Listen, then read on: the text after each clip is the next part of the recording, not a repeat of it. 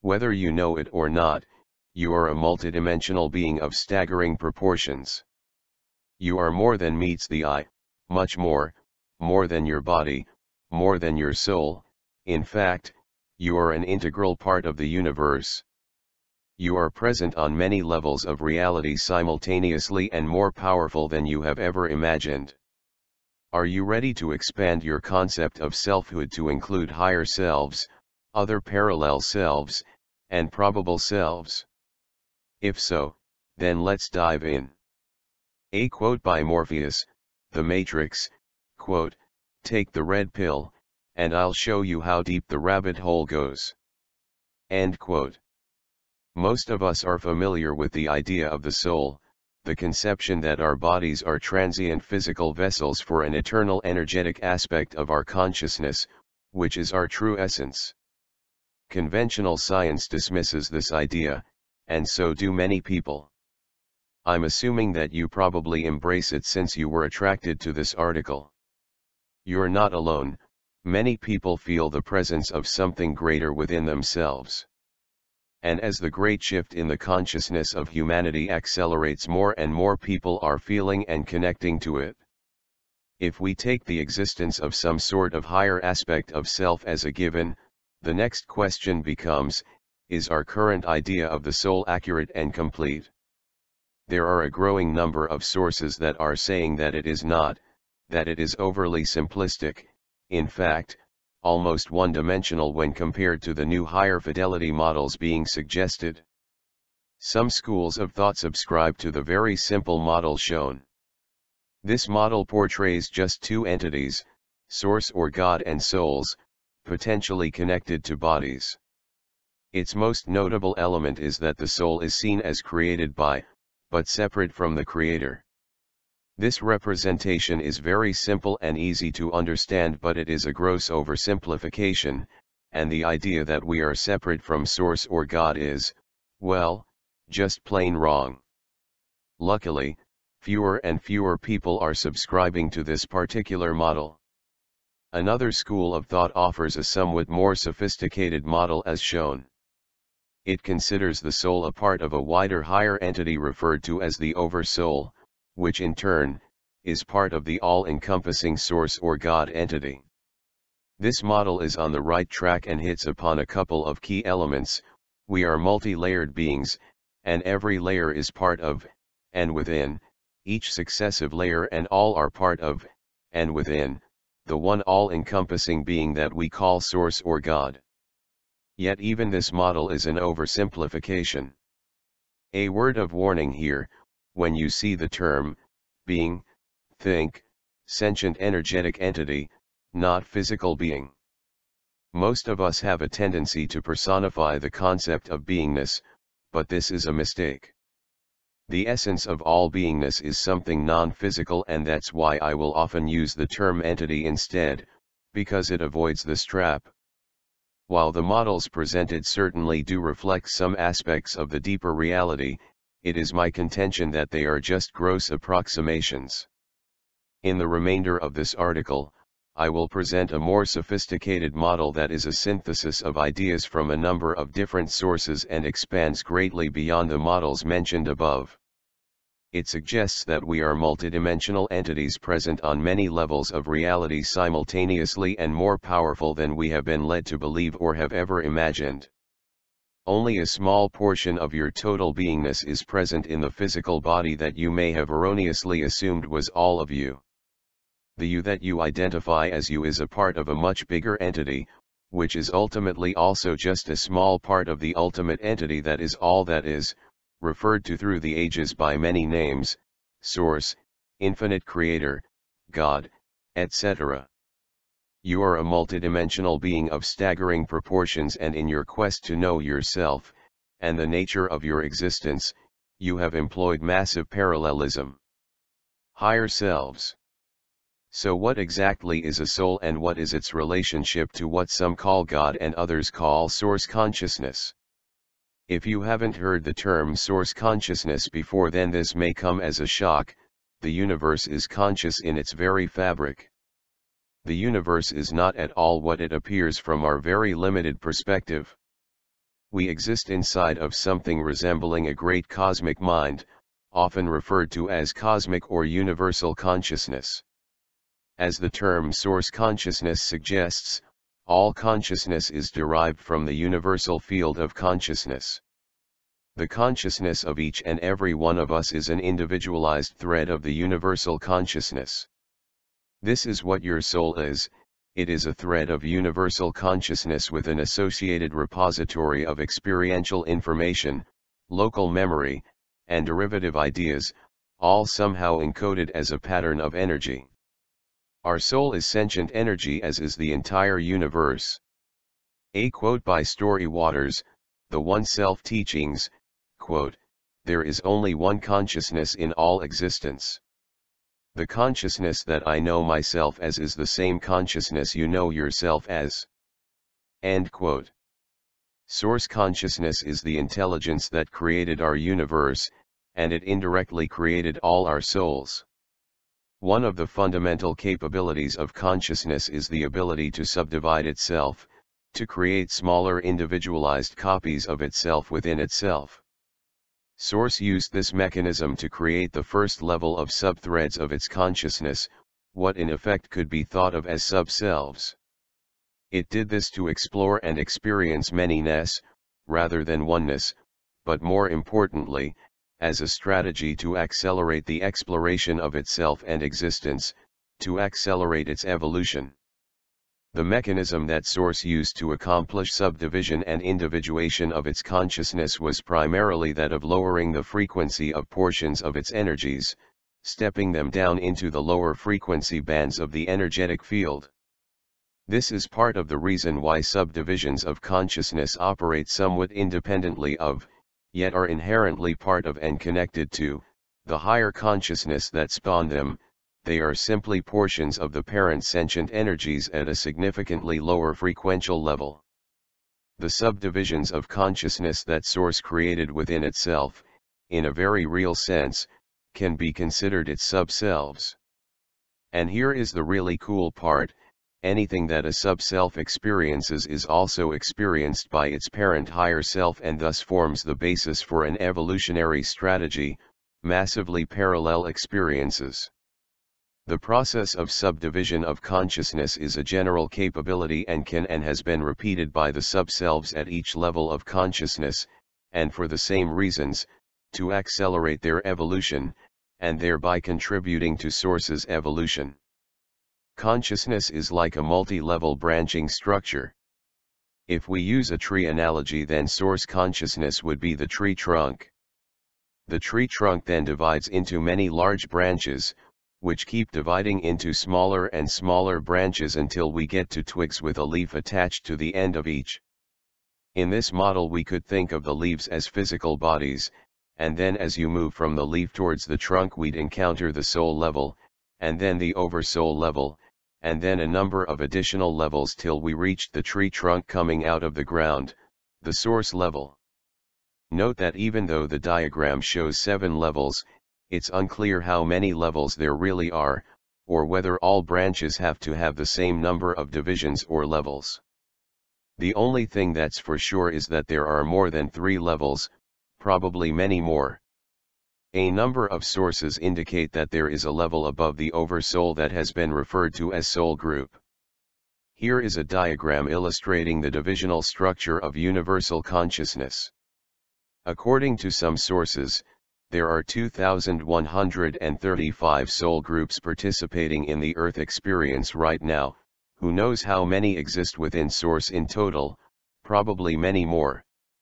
Each soul group entity is able to subdivide itself into, create, up to 144,000 oversouls, and each oversoul is able to create up to 12 souls, and each soul up to 12 soul extensions. A soul extension is just another subdivision of consciousness which allows connection to physical vehicles, bodies, in the very lowest frequency bands. The consciousness that connects to a body to drive it has to be within a certain distance frequentially to achieve the connection. If you do the math, this leads to potentially 44 billion incarnate entities on Earth.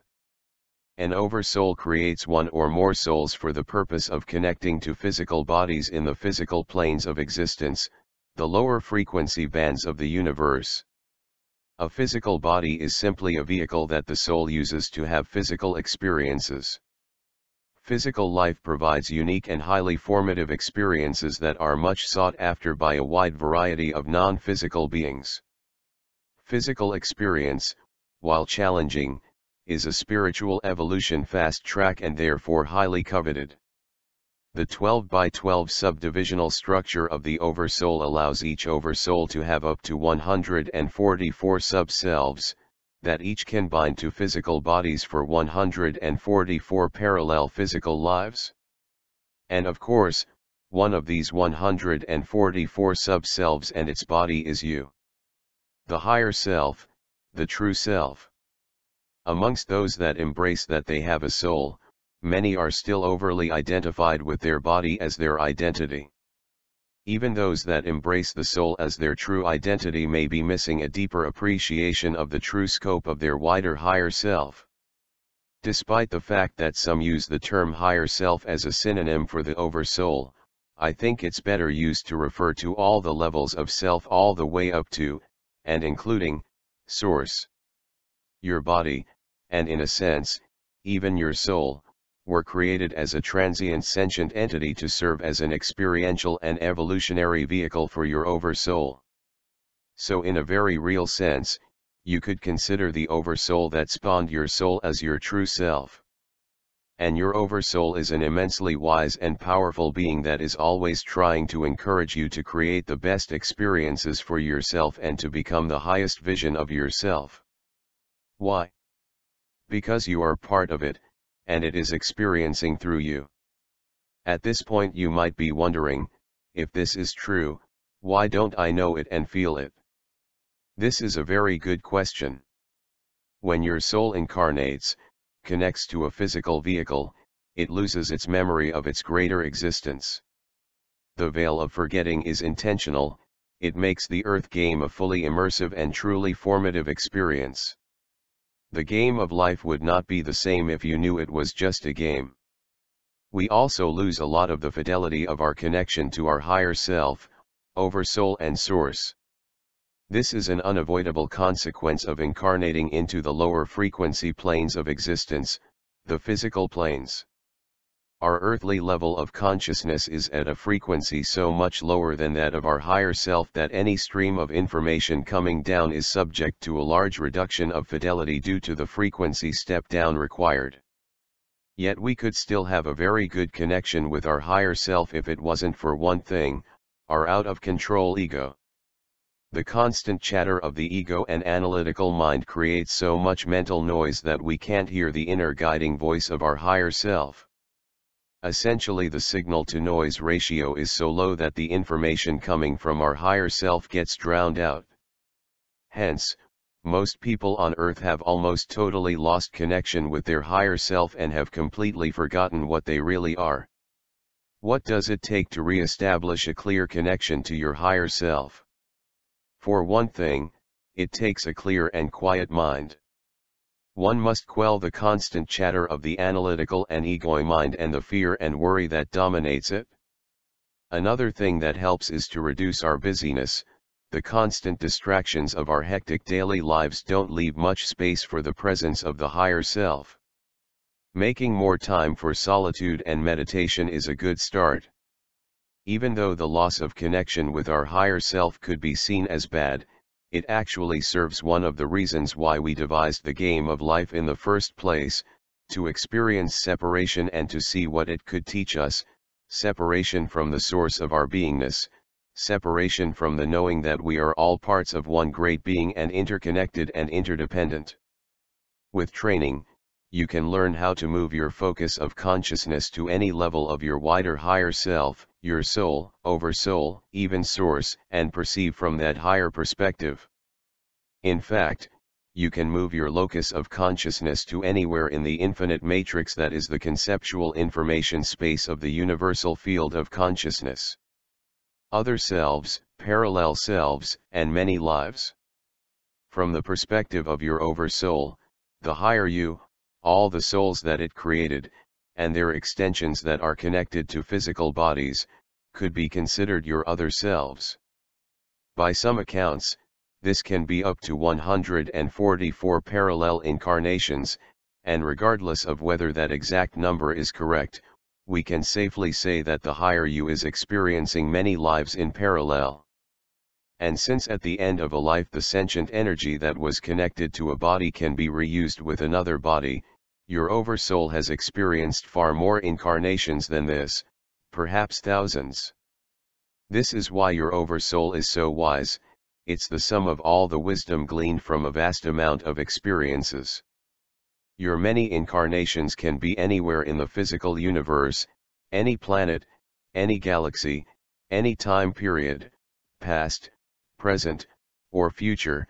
Our conception of time is wrong. Time is an illusion, and in any one of the planes of physical reality.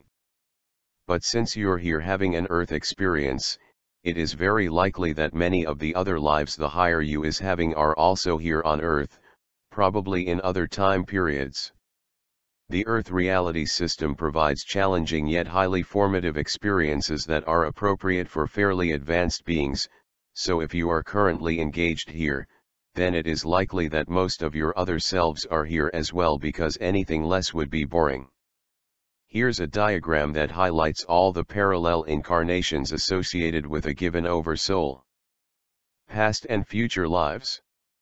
Using a technique known as past life regression, you can actually visit or see your other lives. By see, I mean have an inner experience of. This is done by going into a trance state, via hypnosis or deep relaxation, and then being guided, by suggestion or your own intent, to visit the experiences of your other selves, your other lives. In the trance state, the earthly mind is quieted, and one can perceive from the vantage point of any level of one's higher self and sense the experiences of any of their parallel lives. All these experiences are recorded in the energy information field of your higher self and are accessible if you center the focus of your consciousness in one of the levels of your higher self. Depending on the level, you may see the lives experienced by your soul, or your oversoul, or perhaps even higher levels of yourself. The term past life regression is a bit of a misnomer, since your other lives are all happening simultaneously and can be in any time period, past or future. If visiting a future life seems illogical or impossible to you, then you might want to check out my article on the illusion of time. In the many thousands of regressions that have been done, many have reported seeing portions of lives that were clearly in the future rather than in the past. Most people focus on exploring their past lives because, with our erroneous conception of linear time, we think that the past is recorded, and therefore potentially can be explored, but the future hasn't happened yet, so isn't recorded and can't be visited. There are also many people who have reported experiences from what could be called the interlife period, the time between lives. A common report from these experiences is that our many lives are all, somehow, happening at once. Yet other people have reported an apparent sequential process of coming out of one life, reviewing it, planning, and then starting the next, which seems to contradict all at once. This is likely due to the fact that non-linear concepts are very hard for our earthly minds to understand and express, so we will often express them linearly. Probable selves, parallel selves, and many life paths. Another way that your higher self accelerates its evolution through the use of parallelism is to experience all possible and probable life paths. Have you ever wondered what would have happened if you had made a different choice at a critical juncture in your life? Well, so did your soul, but instead of just wondering, it divides its consciousness yet again, creating a sub-thread of its consciousness to follow and experience each alternate life path. At every decision point of any significance, one portion of your soul's sentience follows branch A, and another follows branch B. Your soul is experiencing all possible and probable life paths in parallel. The you that you think of as you is simply a subthread of your soul that is experiencing one particular branch of the life path decision tree. At every significant decision point on a life path, the path branches. A decision tree represents all possible paths. All of these are experienced by your soul.